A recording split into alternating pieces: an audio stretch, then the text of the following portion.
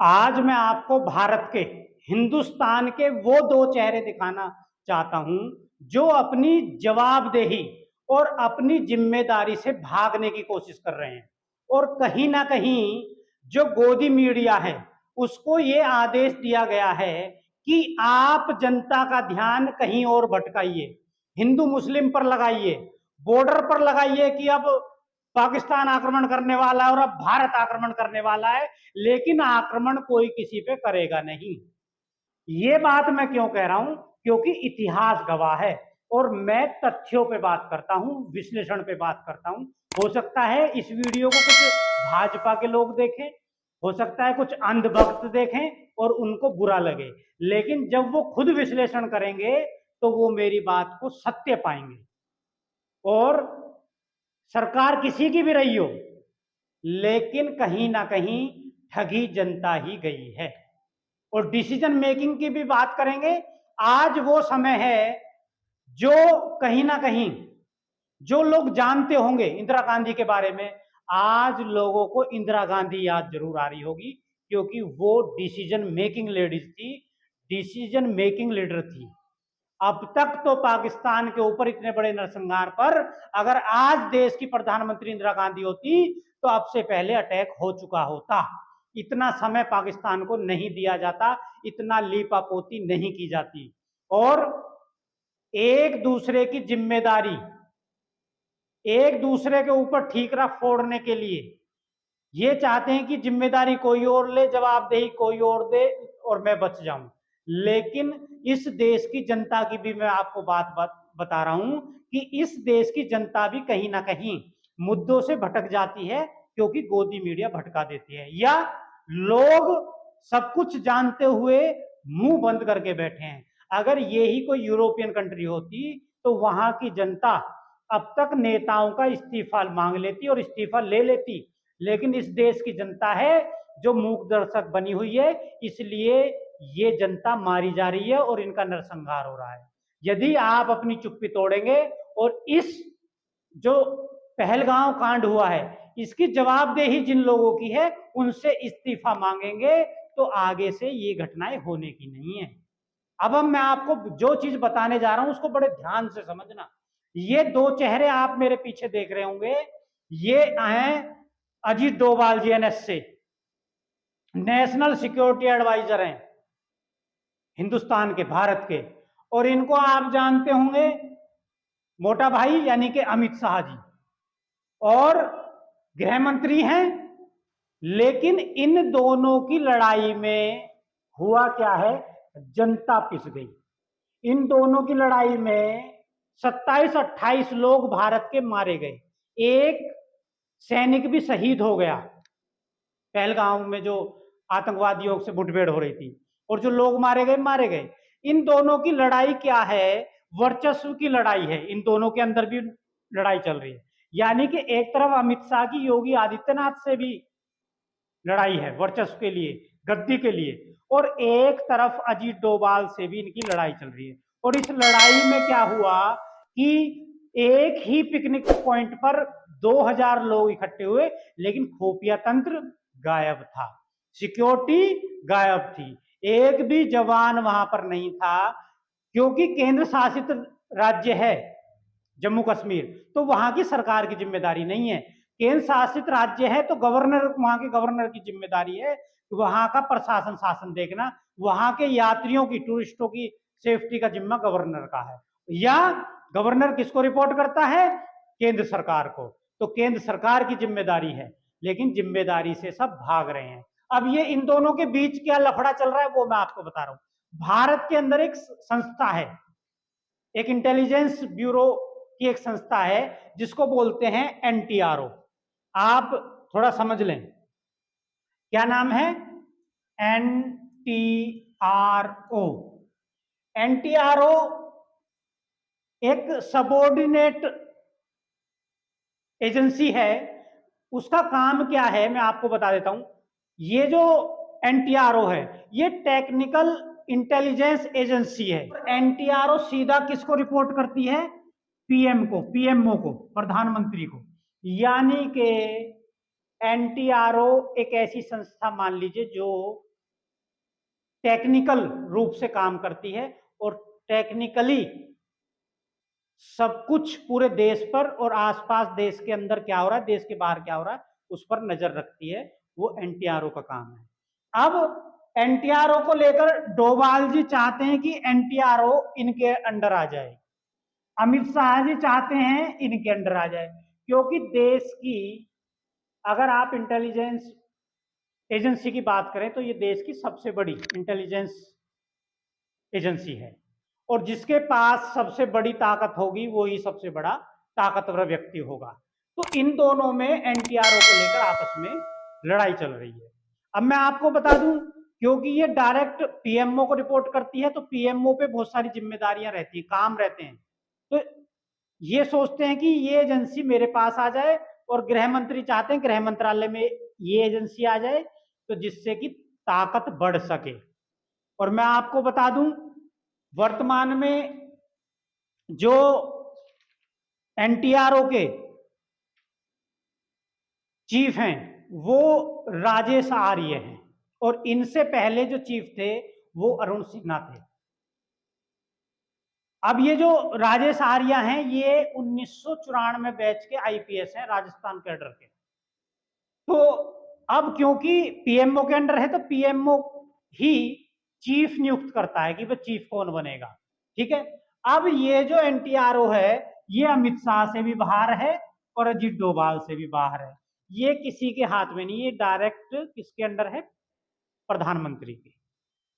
अब इसी को लेकर इनके अंदर वर्चस्व की लड़ाई हुई, और ऐसा माना जा रहा है कि जो सिक्योरिटी में चूक हुई है ये इनकी आपस में जो मतभेद है इसी की वजह से चूक हुई है, और जनता को इन दोनों का इस्तीफा मांगना चाहिए।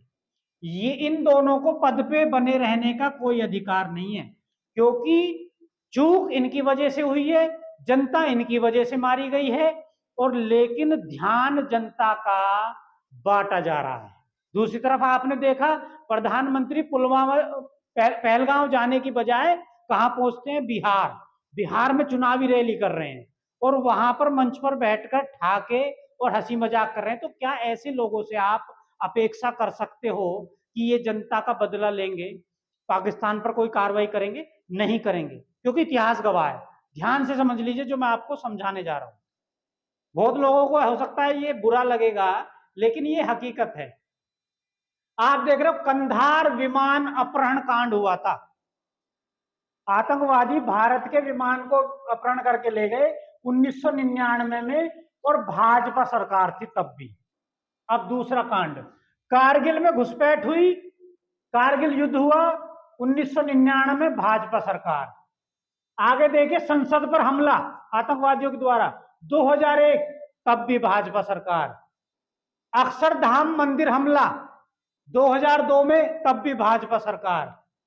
अमरनाथ यात्रियों पे हमला होता है आतंकवादी द्वारा 2002 में, तब भी भाजपा सरकार देश के अंदर। आगे आ जाइए, गोधरा कांड, कुछ असामाजिक तत्वों के द्वारा गुजरात में आग लगा दी जाती है रेल को, 2002 भाजपा सरकार। पठानकोट पर हमला हुआ आतंकवादियों का 2016 में, भाजपा सरकार। अमरनाथ यात्रियों पर फिर हमला हुआ 2017 में, भाजपा सरकार। पुलवामा हमला, इसका तो आपको पता ही है, 2019, भाजपा सरकार। और अब वर्तमान में पहलगाम हमला, जिसके आपको याद है अभी ताजा मामला है, 2025, भाजपा सरकार। यानी कि जब आप सोच सकते हो इनकी सरकारों में पहले भी इतने बड़े बड़े नरसंहार और हमले हो चुके हैं, तो क्या आप इनसे उम्मीद लगाते हो कि ये अब कोई कार्रवाई कर पाएंगे पाकिस्तान के ऊपर, युद्ध लड़ पाएंगे? जब ये अब से पहले नहीं लड़े तो अब क्या लड़ेंगे? केवल जनता की जो गरम गरम भावनाएं हैं उनको खुश करने के लिए गोदी मीडिया पूरा बखान कर रही है, बड़ा चढ़ाकर वर्णन कर रही है। जनता की भावनाओं को थोड़ा सा ये है कि शांति मिल जाए, उनको सांत्वना मिल जाए। उसके बाद क्या होगा, छोटा सा हो सकता है कोई ये एयर स्ट्राइक कर दें और उसके बाद पूरी वाहवाही ले लें। लेकिन उससे समस्या का हल क्या हो जाएगा? क्या आने वाले समय में आतंकवादी हिम्मत नहीं करेंगे? करेंगे, क्योंकि उनको मुंह तोड़ जवाब नहीं मिलता। और मुंह तोड़ जवाब एक ही नेता ने आज तक दिया था, वो था इंदिरा गांधी। इंदिरा गांधी प्रधानमंत्री थी, मुंह तोड़ जवाब ऐसा दिया कि पाकिस्तान के 2 टुकड़े कर दिए गए, और उसके बहुत दिनों तक पाकिस्तान उभरा नहीं आज तक। अगर एक बार और कोई ऐसा डिसीजन मेकिंग नेता हिंदुस्तान के अंदर हो, भारत के अंदर हो, जो इनको मुंह तोड़ जवाब दे दे, उसके बाद भारत पर किसी की हिम्मत नहीं होगी कि हमला कर दे, यहां के लोगों को कोई मार दे। और दूसरा, मैं एक बात और कहना चाहता हूं कि अटैक किया है पाकिस्तान के आतंकवादियों ने, और आतंकवादियों का कोई धर्म नहीं होता, लेकिन कुछ लोग सोशल मीडिया पर आप देख रहे होंगे कि यहाँ के जो भारतीय मुस्लिम हैं, भारतीय मुसलमान हैं, उनको टॉर्चर कर रहे हैं, उनको पीट रहे हैं, उनको जान से मार रहे हैं। वो भारतीय मुसलमान हैं, उनका भी उतना ही हक है जितना आपका हक है। और देश की आजादी में जितना हिंदुओं ने भाग लिया था, उतना ही मुस्लिम क्रांतिकारों ने भी भाग लिया था, तो देश की आजादी में उनका भी है। तो गृह युद्ध जैसी स्थिति मत बनाइए। अपने ही लोगों को नहीं पीटना है, मारना है। यदि आपको लड़ना है तो बॉर्डर पर जाकर लड़िए, तब आपकी बहादुरी मानी जाएगी। आप यहाँ पर किसी के बहलावे फुसलावे में, किसी पार्टी विशेष के नेताओं के बहकाने से आप अपने ही लोगों को पीट रहे, मार रहे, ये बहुत ही निंदनीय है और गलत है। और जो हिंदूवादी संगठन चला रहे हैं, उनकी यदि, मैं ये कह रहा हूं, अगर यदि आप में हिम्मत है तो जाके बॉर्डर पे लड़िए, तब पता चल जाएगा कि आप कितना देशभक्त हैं। इसलिए जो गोदी मीडिया है, उसके बहकावे में आके जो हिंदू मुस्लिम बनाया जा रहा है, ये आपका ध्यान भटकाया जा रहा है मुद्दे से, और आपको आपस में गृह युद्ध कराने की स्थिति ये गोदी मीडिया करानी चाहती है। और गोदी मीडिया किसके इशारे पर कराना चाहती है? इनके आला कमान बैठे हैं, इनके माई बाप बैठे हैं, उनके इशारों पर, जो इनको पैसा दे रहे हैं। तो इसलिए आपसी जो प्रेम है उसको खराब मत करिए। यदि आपको लड़ना है तो बॉर्डर पर जाकर लड़िए, आतंकवादियों से लड़िए, पाकिस्तानी सैनिकों से लड़िए। यहां अपने लोगों से लड़ने की जरूरत नहीं है। यहां लड़ने से कुछ हल नहीं होगा, और आप गृह युद्ध की तरफ चले जाएंगे। पाकिस्तान का तो बाद में बिगाड़ेंगे, अपना ही बिगाड़ लेंगे। तो इसलिए आपस में शांति बनाए रखिए। और जनता, जो केंद्र में सरकार बैठी है, चाहे वो किसी की भी सरकार है, चाहे वो कांग्रेस की होती या किसी की होती, उनसे जवाबदेही मांगिए। और जो 2 चेहरे मैंने अभी आपको दिखाए, इनसे इनका त्याग पत्र मांगिए, क्योंकि जिम्मेदार तो यही थे। जिम्मेदार कौन था? जिम्मेदार कौन था? ये लोग थे। इंटेलिजेंस, गृह मंत्रालय, वो सब किसके पास था? वो इन लोगों के पास है। अगर आप जनता इन लोगों से जवाबदेही मांगने लगे तो आगे से कोई अटैक नहीं होगा, क्योंकि ये पुख्ता इंतजाम रखेंगे आगे से, क्योंकि जवाबदेही तय हो जाएगी। और जवाबदेही तय कौन करेगा? वो देश की जनता करेगी। इसलिए जवाबदेही मांगिए, जवाबदेही पहले मांगिए, अटैक तो पाकिस्तान पे बाद में करना। दूसरा, यदि आप इन लोगों से उम्मीद लगाए बैठे हो कि कुछ करेंगे, तो कुछ नहीं करेंगे। ये सब राजनीति है, और राजनीति में, जैसा मैं कहता हूं, संवेदना और दुख जैसा कोई शब्द नहीं है। दूसरा, एक तरफ मोदी जी कह रहे हैं कि हम सिंधु जल समझौता तोड़ देंगे, जो कि 1960 में विश्व बैंक की अध्यक्षता में हुआ था। मैं ये कह रहा हूं, आप सिंधु का जो पानी है, और सिंधु की 5 सहायक नदियां हैं, कौन कौन सी? सबसे पहले रावी, व्यास, झेलम, चिनाब और सतलुज। इन सारी नदियों का पानी जाके सिंधु में मिलता है, सिंधु नदी में। ये उसकी सहायक नदियां। इतने सारे पानी का फ्लो रोकने के लिए मैं कह रहा हूं 20 साल लग जाएंगी बांध बनाने में भी। और 20 साल जिस बांध को बनाने में लगेंगी पानी रोकने के लिए, आप सोच रहे हो पैसा कितना लगेगा? लाखों करोड़ रुपए लगेगा। तो 20 साल बाद पानी रुकेगा सिंधु का पाकिस्तान जाने से। तो इसलिए ये आपको झूठी बातें बोल रहे हैं, झूठे वादे कर रहे हैं। पानी रोकना इतना आसान नहीं है कि इन्होंने बोल दिया कि पानी रुक गया, नहीं रुकेगा। केवल जनता का मूर्ख बनाया जा रहा है, और जनता विश्लेषण नहीं करती है, पढ़ती नहीं है, लिखती नहीं है, और इनकी बातों में आ जाती है।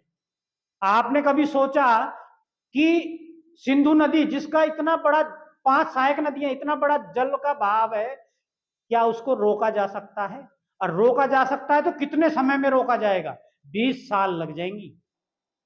तो इसलिए इनके जो झूठे जुमले हैं उनमें नहीं आना है। कोई भी है, चाहे वो अखिलेश सरकार हो या कांग्रेस सरकार हो या भाजपा सरकार हो, किसी के झूठे बहकावों में नहीं आने। विश्लेषण करिए, दिमाग का प्रयोग करिए। आप पढ़े लिखे हैं, और आप देख रहे हो पढ़े लिखे लोग मूर्ख बन रहे हैं। और इतिहास मैंने दिखा दिया, इतने हमले हुए, आज तक इन्होंने पाकिस्तान पे आक्रमण नहीं किया, कोई हमला नहीं किया ज्यादा। पीओके एक, आपने देखा 2024 के लोकसभा के चुनाव से पहले बहुत सारे नेताओं ने कहा कि अब की बार यदि मोदी जी तीसरी बार प्रधानमंत्री बनेंगे तो 6 महीने के बाद पीओके को भारत में मिला लेंगे। ये तो 6 महीने से ऊपर हो गया। उल्टा आतंकवादी हमारे लोगों को मार गए, 26 लोग मारे गए, और उसके ऊपर एक हमारे सैनिक मारे गए, और एक बेचारा जो मजदूर था वहां का लोकल मुस्लिम, वो बेचारा मारा गया। कुल मिलाकर 28 लोगों की मौत हो चुकी है। तो इसलिए जवाबदेही मांगिए, बस जवाबदेही, और इन लोगों का इस्तीफा मांगिए। ये जिम्मेदार हैं। ये लोग बहुत बड़ी बड़ी सुविधाएं, बड़ी बड़ी कोठियों में बैठे हैं। इनके कभी कोई बच्चे आपने देखे कि किसी आंदोलन में, किसी विद्रोह में इनके बच्चे आए हों, सड़कों पर उतरे हों? कुछ नहीं। इनको ऐसो आराम मजा मिला हुआ है। जनता इनके लिए नंबर है, काउंटिंग 1 2 3 4 5 6 7। 10 मर जाओ, 20 मर जाओ, 50 मर जाओ, इनको कोई फर्क नहीं पड़ता। इनको केवल सत्ता चाहिए, गद्दी चाहिए। जैसा मैं पहले बता चुका हूं कि राजनीति, इतनी गिरी हुई राजनीति है आज के समय में कि जनता को आईटी सेल, मीडिया सेल और गोदी मीडिया के द्वारा केवल मूर्ख और उनका दिमाग बांधा जा रहा है, मुद्दों से भटका दिया जाता है। और केवल एक ही मुद्दा है इनके पास, केवल एक मुद्दा है, हिंदू मुस्लिम। उसके अलावा कोई मुद्दा नहीं है। ये महंगाई पे काम ये नहीं कर रहे, विकास पे ये नहीं कर रहे, रोजगार पे ये नहीं कर रहे, और देश की सिक्योरिटी पर ये काम नहीं कर रहे। आपने देख लिया, 2000 की गैदरिंग होती है टूरिस्टों की, वहां कोई खुफिया तंत्र नहीं, कोई सिक्योरिटी नहीं। तो आप सोच लीजिए, क्या ऐसे ही लोगों को गद्दी पर बैठाए रखेंगे? आने वाली जनता ऐसी मरती रहेगी, आपकी आने वाली पीढ़ियां ऐसे ही मरती रहेगी। तो इसलिए एक ऐसा नेता गद्दी पर बैठाइए जो डिसीजन मेकिंग रखता हो, और आगे से कोई हिम्मत ना कर सके हमारे लोगों को मारने की। और फिर एक संदेश देना चाहूंगा अंत में, आपस में भाईचारा मत बिगाड़िए, क्योंकि ये आतंकवादी नहीं है। जो आतंकवादी हैं वो विदेशी आए, वो मार के चले गए। आपने देखा पूरा कश्मीर का मुस्लिम और सब इसका विरोध कर रहे हैं, क्योंकि आतंकवाद का कोई धर्म नहीं होता। और ये जो हिंदू मुस्लिम की कहानी चलाई गई है, ये गोदी मीडिया के द्वारा चलाई गई है। पहलगांव पर जो हमला हुआ है, इसको आप समझिए। आप राजनीति का शिकार बन रहे हैं, इसलिए राजनीति का शिकार नहीं बनना, राजनीति का भागीदार बनना है। वीडियो कैसी लगी? वीडियो अच्छी लगी तो लाइक करना और चैनल को सब्सक्राइब करना। इन्हीं शब्दों के साथ जय हिंद, जय भारत, और जहां भी रहें सुरक्षित रहें और जवाबदेही मांगते रहें। जय हिंद।